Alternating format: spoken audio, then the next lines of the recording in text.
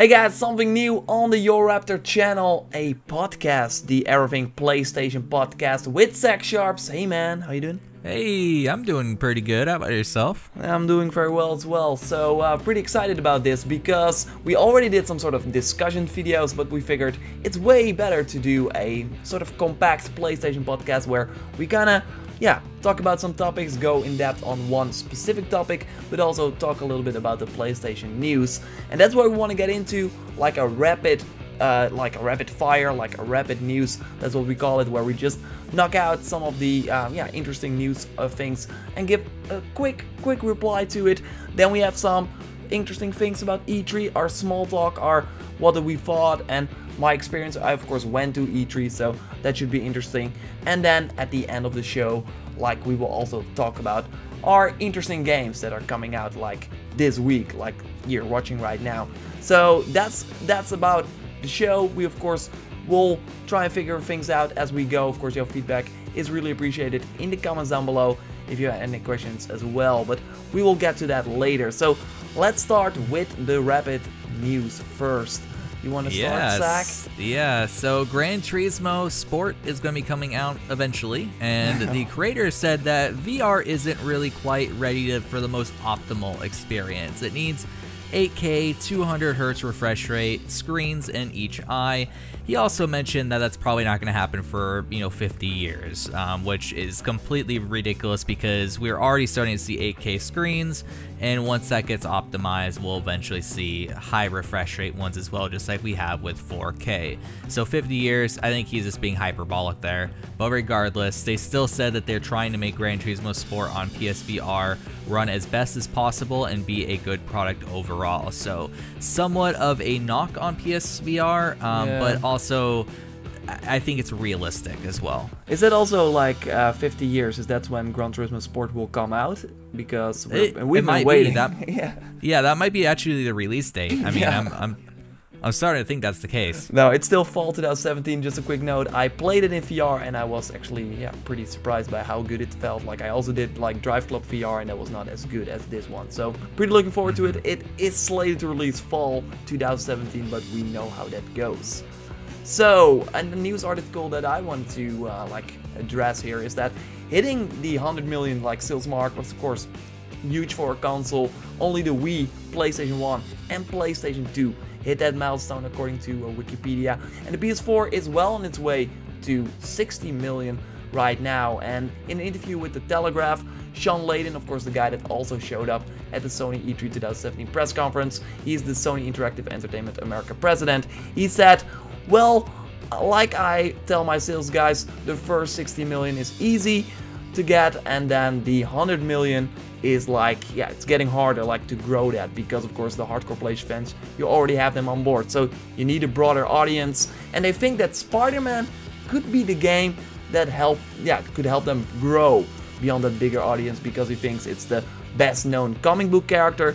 And of course we saw the new gameplay, it's looking really good. So yeah, it's also exploding with views on YouTube, a lot of excitement overall. It was the choice, the Visitor Choice Award for IGN for E3 2017. So I can totally see it happen. What about you? Yeah, I definitely could see it happen as well. I think that what's really going to help them is the amount of games it's going to be releasing within the first half of 2018. So we're going to see a huge sales influx, I believe, for the PlayStation 4 during that period of time. And then as soon as Spider-Man comes out, or as it approaches to the point where it will come out, that will also catapult sales as well, because people will be hyped up to, purchase a PlayStation 4 as well. And then plus all the holiday bundles as well are just going to really benefit the console greatly. Yeah, it should be pretty cheap as well, like early 2018 to get a PS4. And of course during Black Friday as well, they have the deals with Call of Duty, Destiny 2. So yeah, I can also see it happen eventually, the 100 million, and I think that Spider-Man will help. So I kind of agree with him. Yep, certainly. And so one thing that, might also somewhat maybe help with sales is people who have been anticipating Call of Duty 4 Remastered being a standalone, and that's going to be actually hitting a PlayStation 4 store June 27th for $40. The Xbox One and PC versions are going to follow afterwards, because there's not really a specific release window other than afterward as of this point. And I think that once it releases on PC, I might look at it, but definitely not for $40. I've learned my lesson about COD games. I'm not ever going to purchase one for north of 30 anymore. I just don't think they're worth it personally. I think there's a lot better shooters out there, but it's a great game still, a big fan base. And the remastered is really good, but I also think that the $40 like price tag is way too much. And also what's interesting is that the DLC they like made a map pack with like some of the missing maps that is not like included in this retail release. So that's pretty interesting. And I think that the Xbox One and PC version will probably hit like a month after, so they probably have this like month exclusivity deal like they always have with COD games.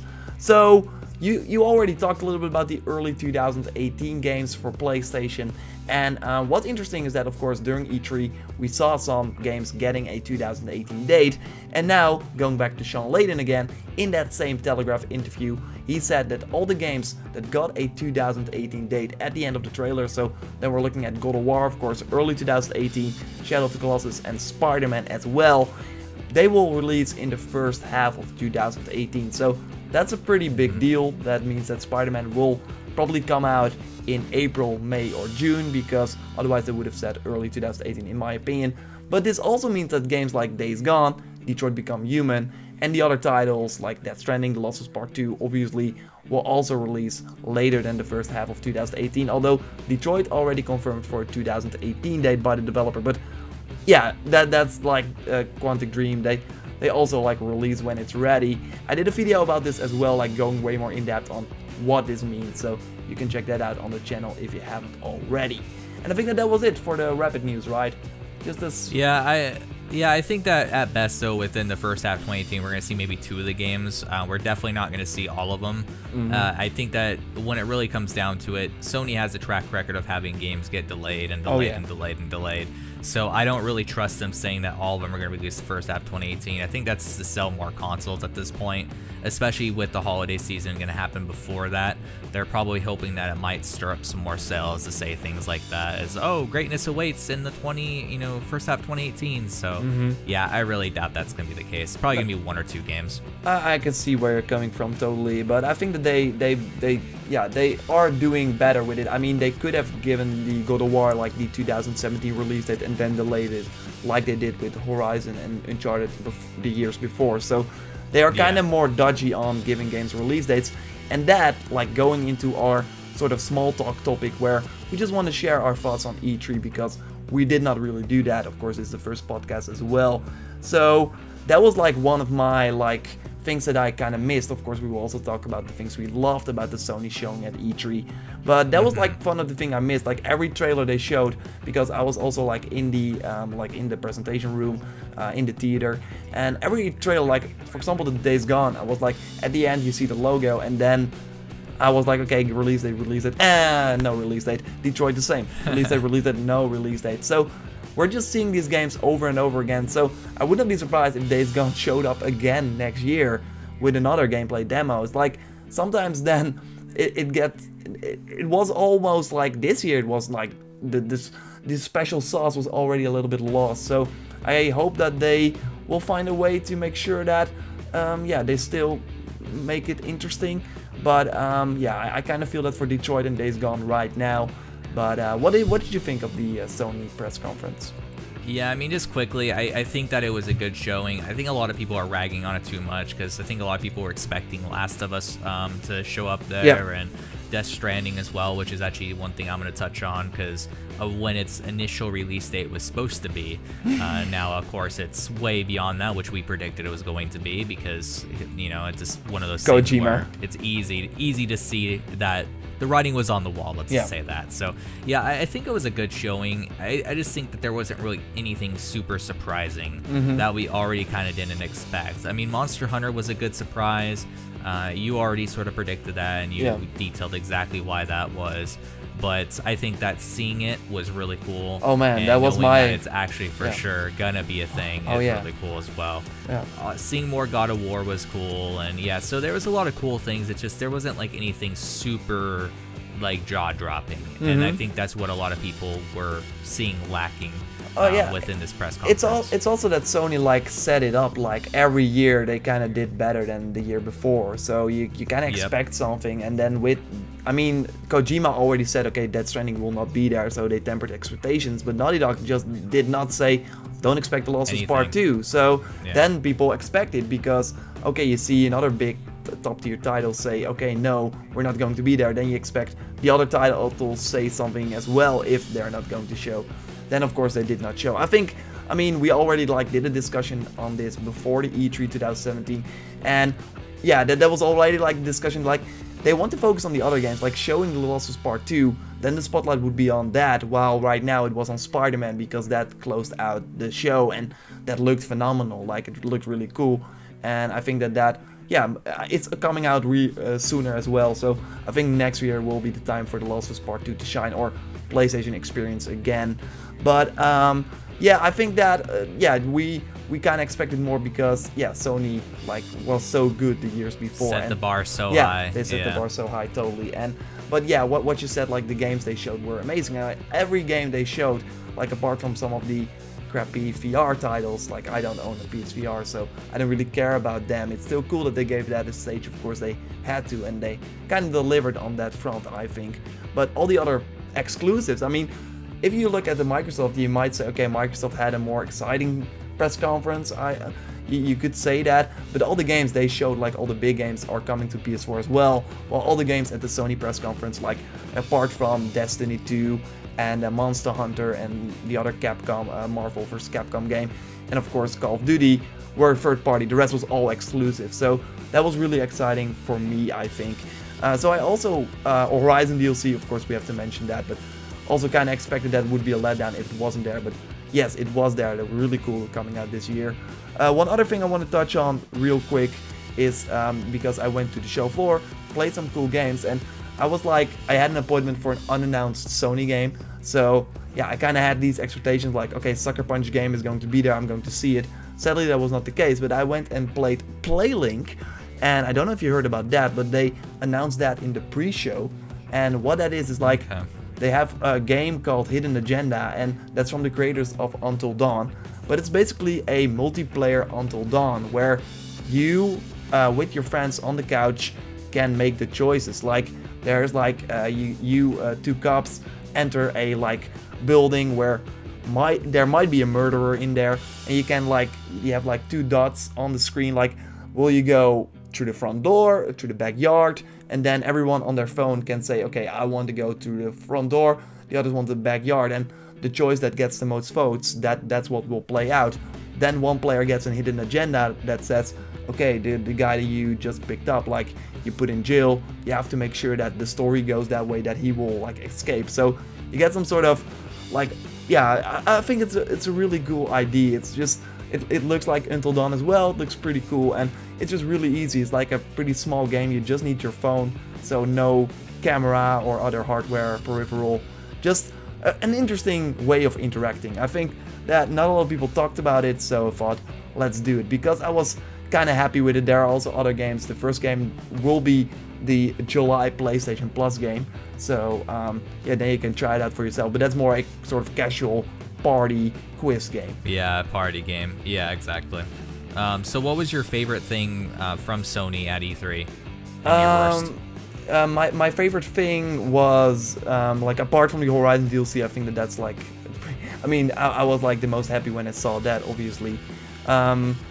I would go for Monster Hunter then, because like you said, it's really a thing now. I still can't really wrap my hand around it, that I will be playing this amazing franchise that I kind of left alone for a while, because I did play some things on the 3DS, but not really like as much as I wanted it, because yeah, not really a lot of people have a 3DS, and I don't really like the online infrastructure and stuff like that, and the game just simply did not look really well.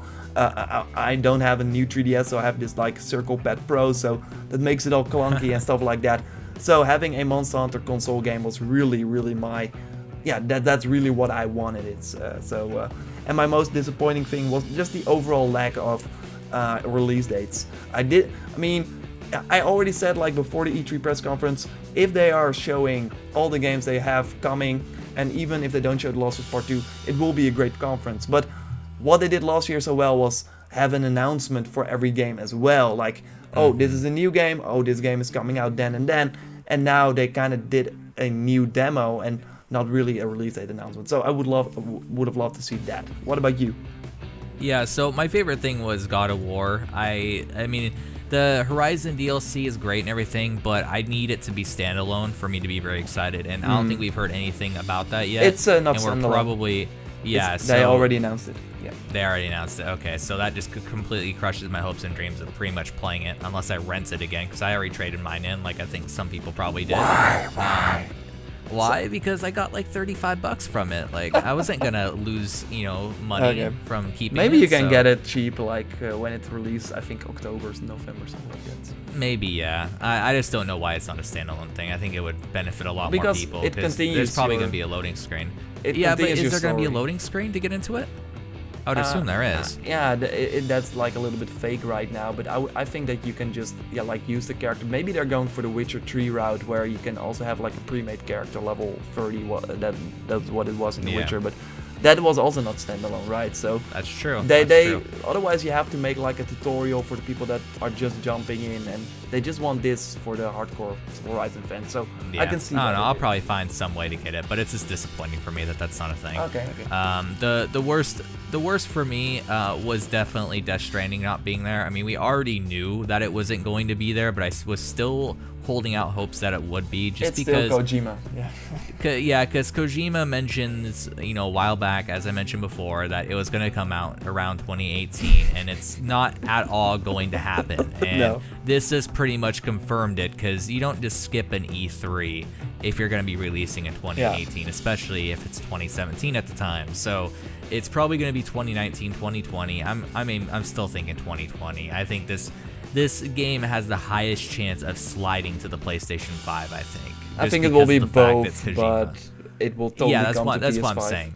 Oh yeah. I would say that it would probably release like PlayStation 5 as like a launch title or whatever, and then also release on the PlayStation 4 too, sort of like what Zelda did with the Wii U and the Switch. So I think this game has a high chance to do that, just because it's Kojima and just because of the fact that we haven't really seen anything solid from it at any of the E3s and any of the gameplay shows. We've just been seeing vague trailers, in-engine trailers, not even actual gameplay. So yeah, it's just, for me, it's disappointing, because I'm anticipating seeing more.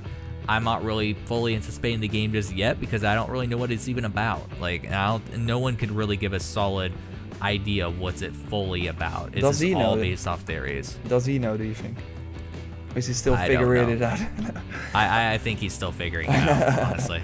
Yeah, totally. I mean, we know that they are working on with the Horizon engine, so that is like, super awesome, of course. So okay. I think that we kind of covered our E3 thoughts, and of course share yours in the comments down below. But yeah, we still wanted to do that. Of course, it was like a big thing, and it's not like it's super crowded with news or anything else. So I think that it's covered it a lot. So let's move on to our topic. And what we do in our topic is like put one of the news articles that we thought was really interesting and go way more in depth on it, like just have more of a discussion about it. So this time the topic that we are going to discuss is also Sean Layden, but not in an interview with Telegraph, but in an interview with a German website called golem.de or de.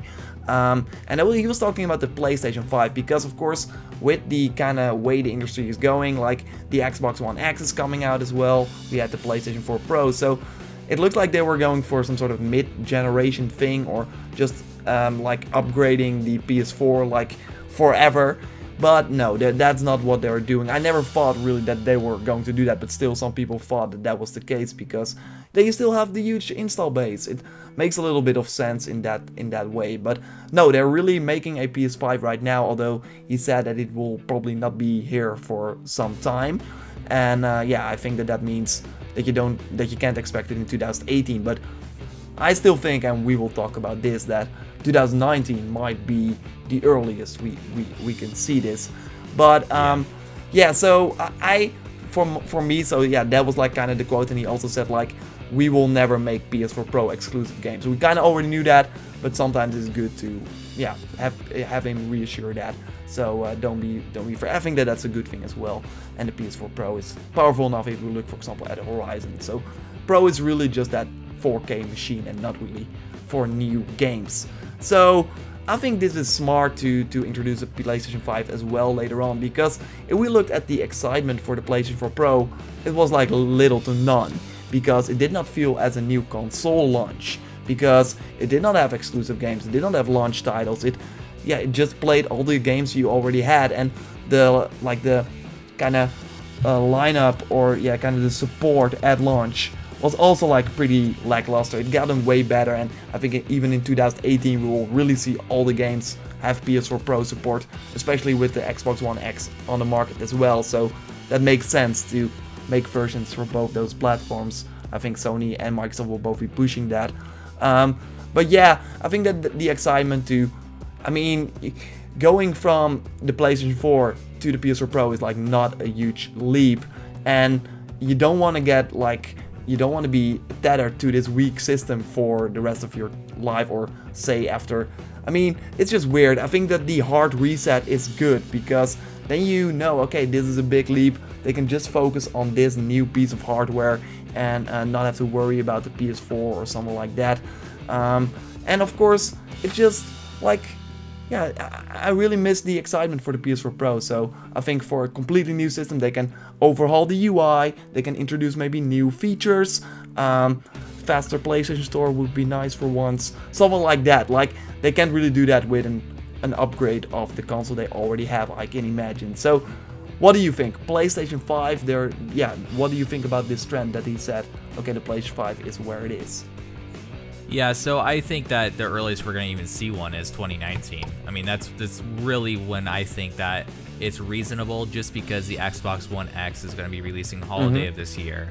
That's going to be priced at $500. So you figure next year it's going to drop down to $450, and then the year after that it's going to drop down to a reasonable $400. So Sony has 2 years of time to let that drop to a reasonable price by the time that they release a PlayStation 5 that is, you know, more 4K oriented instead of sort of checkerboarded up to 4K as the Xbox One X and the PlayStation 4 Pro is. So I think to get on solid footing in terms of hardware, as well as the pricing of the hardware and the profit margins, or if they want to take a loss, the loss aspect of it, in order to get to the point where it's optimal, it would definitely be 2019. And so that's where I think it's at this point. I think that it would be smart for them to release a PS5 as long as they do it in 2019 or 2020. If they do it beforehand, I think it's going to really piss off people like myself who has a PlayStation 4 Pro, and just people who have a PlayStation 4, because we haven't seen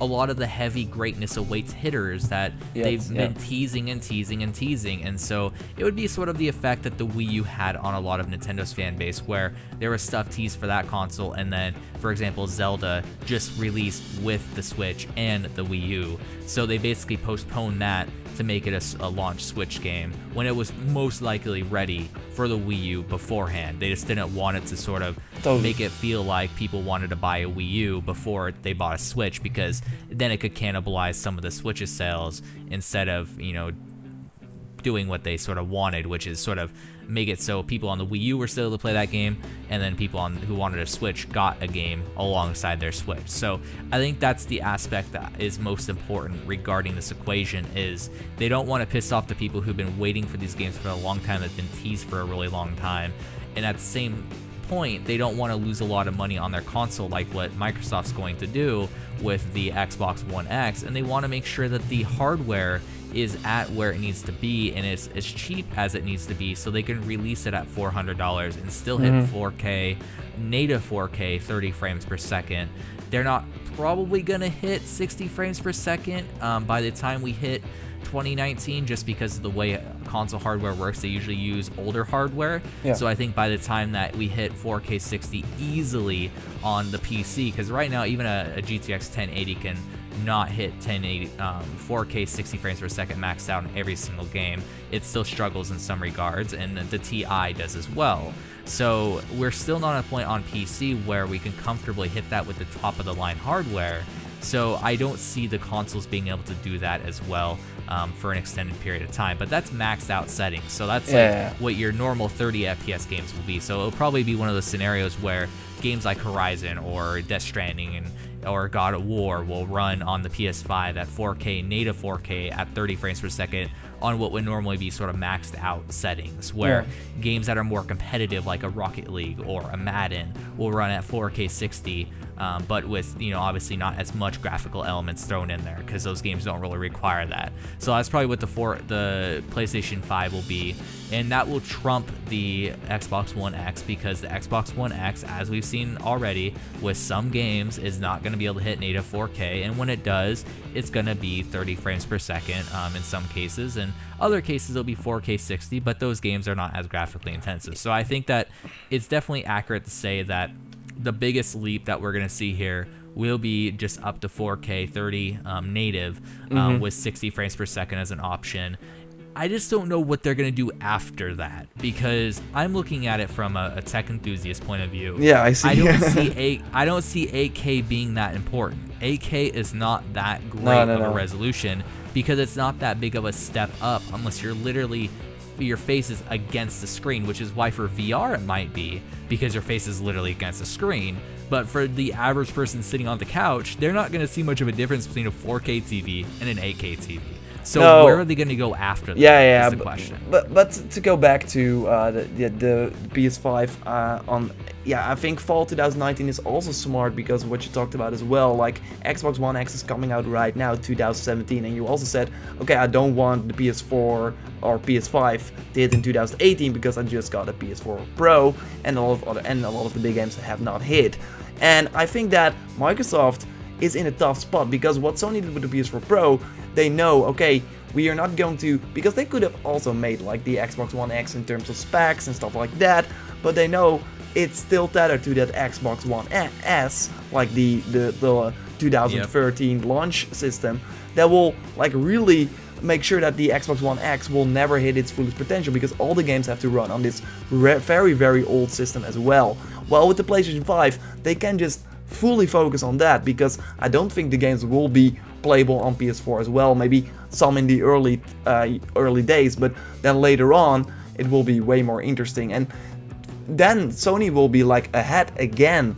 I mean, they were not ahead in 2013, but in power they were like, so that means that the PS5 will then hit in 2019, and is Xbox then still pushing this Xbox One X? Because if they want to continue to compete with Sony in 2019, they will have to release a new system 2 years after the one they just announced and are going to release later this year.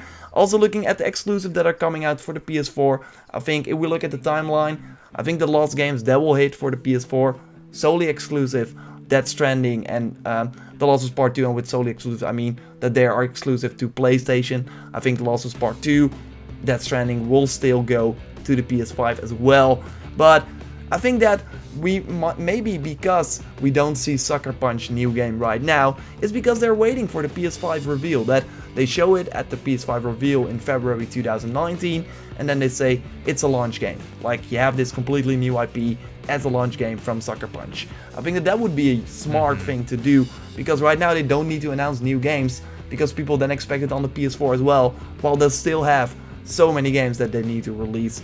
So alongside Death Stranding and also Last of Us Part 2, which would also launch with the console, would be devastating to Microsoft. So. Oh yeah, totally.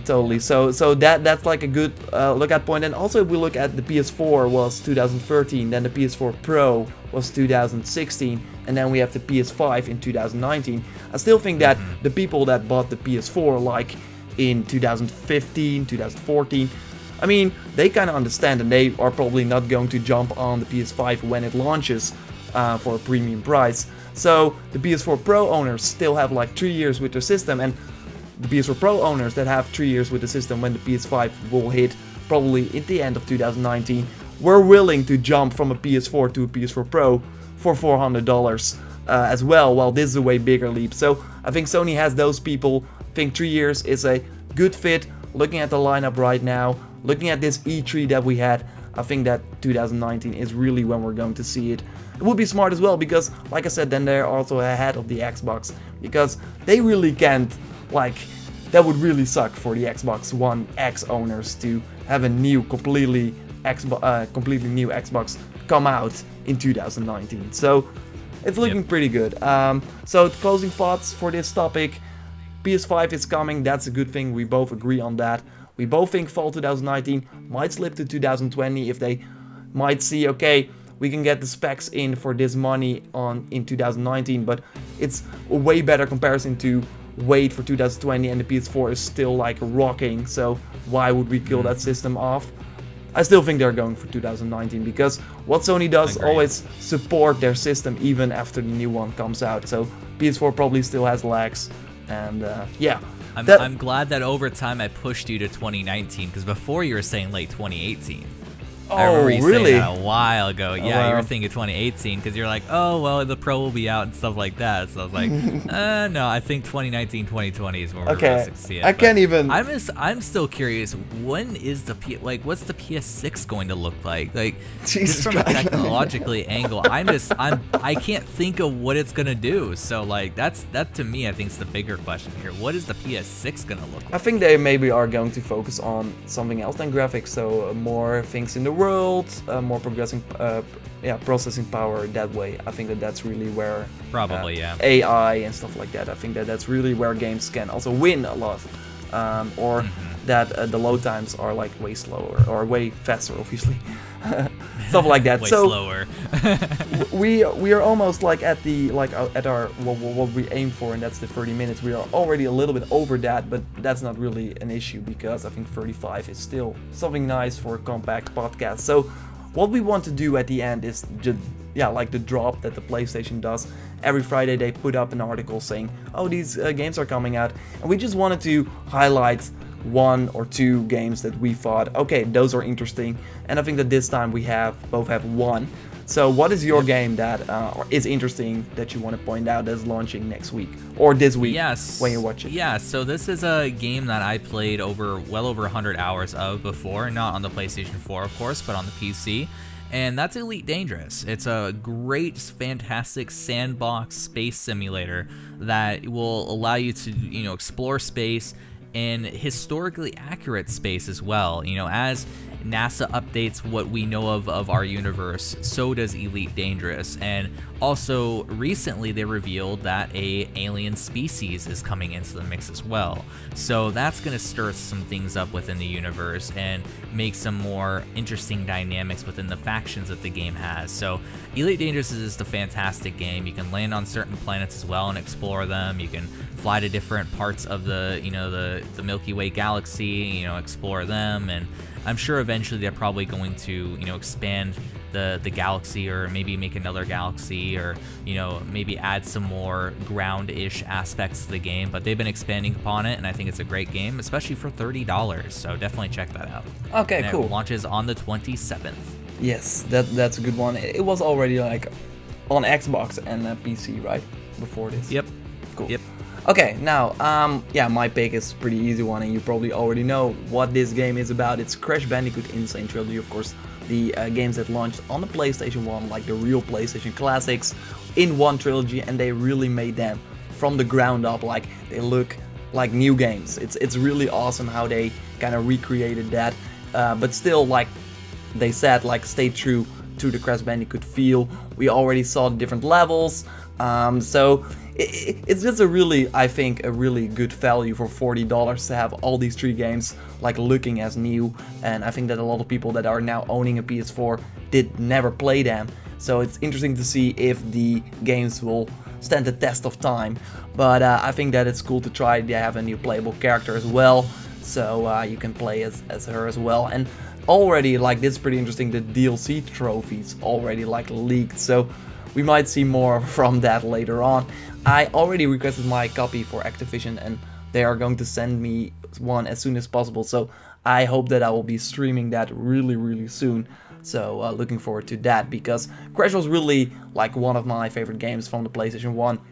I was really young back then, but I understood Crash, and that was a really fun time. So they're supposed to be pretty hard, as far as I remember, so curious to see if I still got the skills, because in Uncharted 4, of course, you could also play Crash like for one short level, and I had some issues with that. So we will see. We will see. That launches on June 13th. Yeah, for $40. Like I said, I think that's a good value from what I saw. So Zach, that was the first Everything PlayStation podcast, a compact sort of PlayStation podcast where we handle the latest news, but also go in depth on different topics. So if you want to be part of the show, you can leave a comment under the video, and we might do a highlight comment next week. So one of your questions will be read and will be answered. But yeah, we're already over the 35-minute mark. But also leave us your feedback. Like, do you like this more shorter version? Do you not mind if we might go a little bit like 10 minutes longer or something like that? We're just trying things out. We thought this is a great format for that. So we appreciate your feedback. We will be reading all of it. So Zach, where can people find you on the internet? Yeah, everyone can find me on Twitter at Zach Sharps, and I just tweet about random things. It could be anything gaming or politics or just whatever I'm watching currently on TV, and yeah. Okay. It's a good time. It's a good time. Yeah, I really like it, like the GIFs you use. You're a frequent GIF user as well. Yes, I love GIFs. Nice, so follow Zach Sharps there on Twitter. And you can of course find me here and on Twitter, JorRaptor, Instagram, JorRaptor as well. Thanks a lot. We would love to hear some feedback, so let us know in the comments down below. And we will speak to you next time. Next week, another episode. Goodbye. Goodbye.